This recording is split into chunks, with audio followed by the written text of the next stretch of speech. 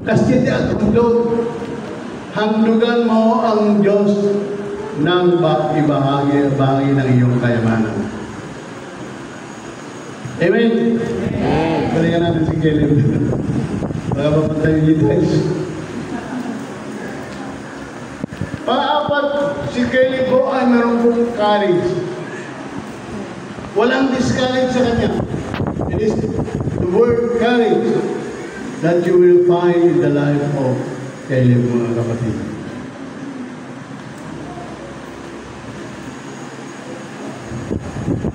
Joshua chapter 14 verse 10 to 12. Pag-ilagay mo yan, Pastor.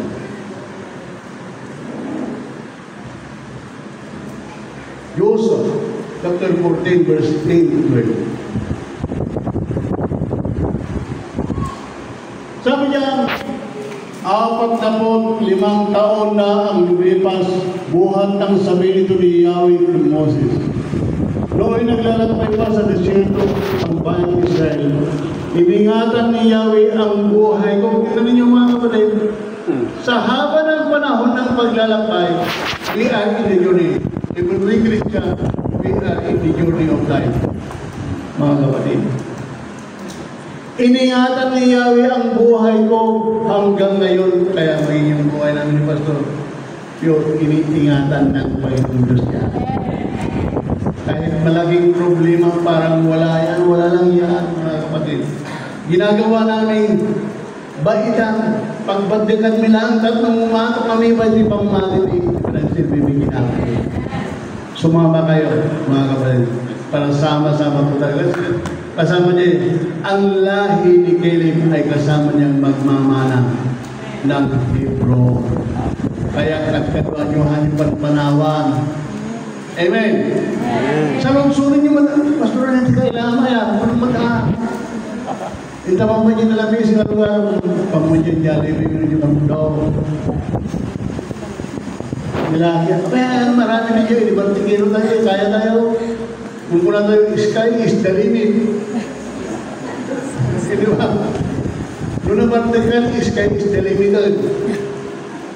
Pero para sa mga bantay, espiritu.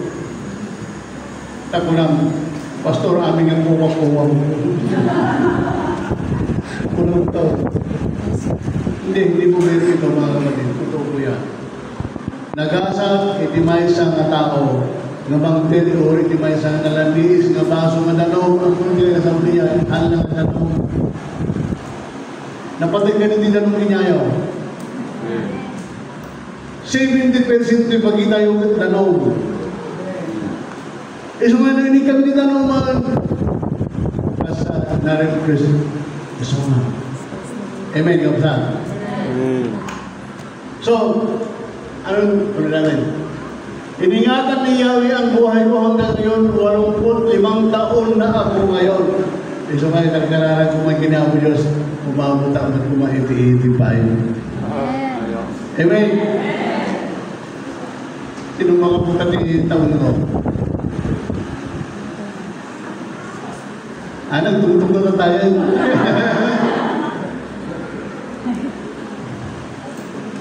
Si 23 ako. So nga kayo nalalagay dito, bagong kayo yung ating dambesi. Pero nagpiksa tayo pa aging mo tayo pa apaya, sadyang itinalaga ng Panginoong Diyos ang ating buhay para sa ministry ito, mga kapatid. Kaya matanda ka, na lalaki o babae ka, kapatid, maglingkod tayo sama-sama sa ating Panginoon. Sabi niya rito sa aking outline, Caleb still believe God for big things. Ini-expect pa ng Panginoong Diyos ng malaking gawain sa buhay po ni Caleb.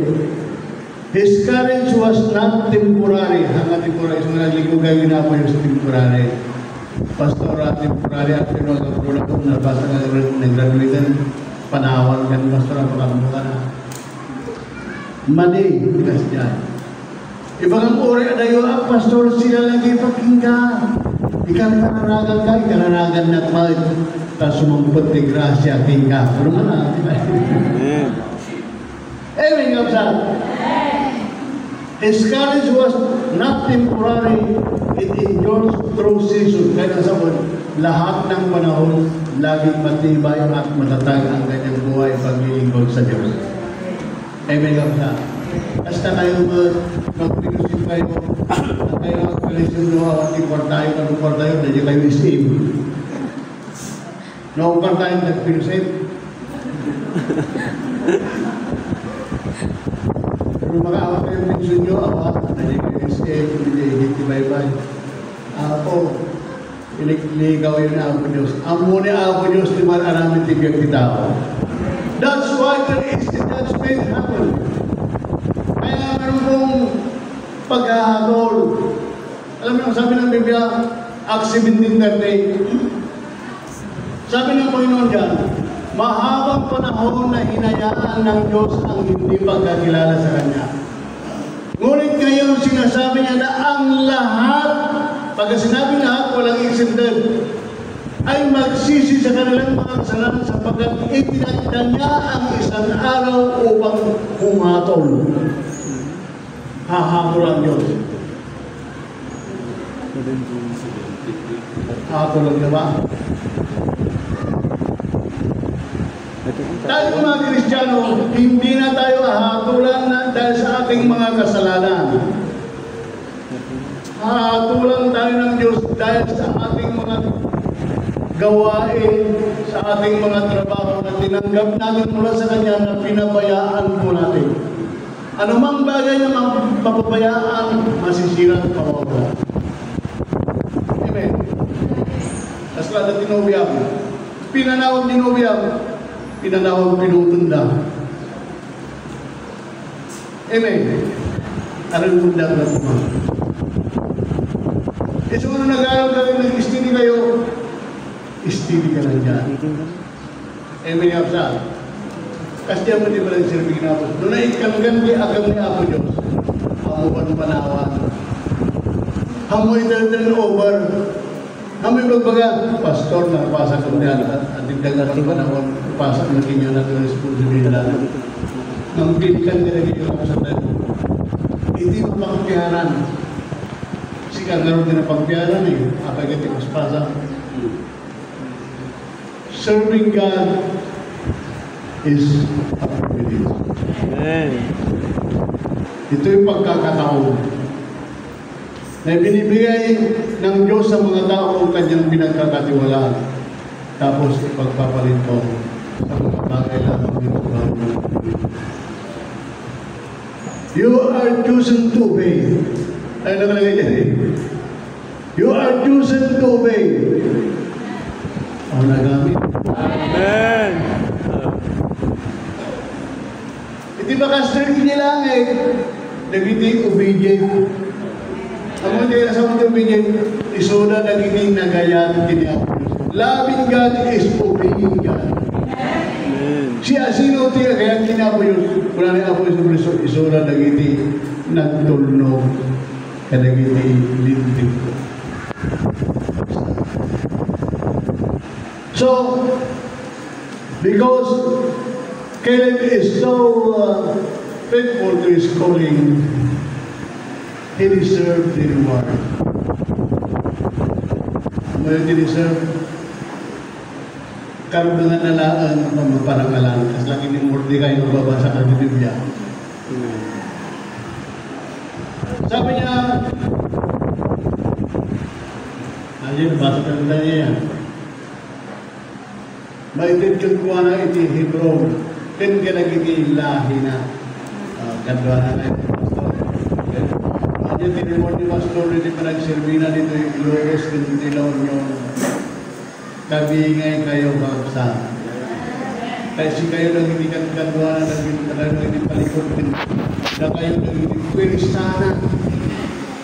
Tapos na iti Ebanghelyo. Because you are preparing not the kingdom of this world, but the kingdom of God. So, ayun po yung Old Testament. Nakagudwa tayo lang sa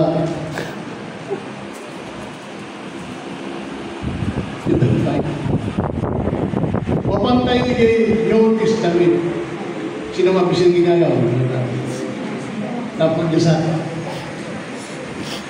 Ngayon pa na nandito na po tayo, mga kapatid.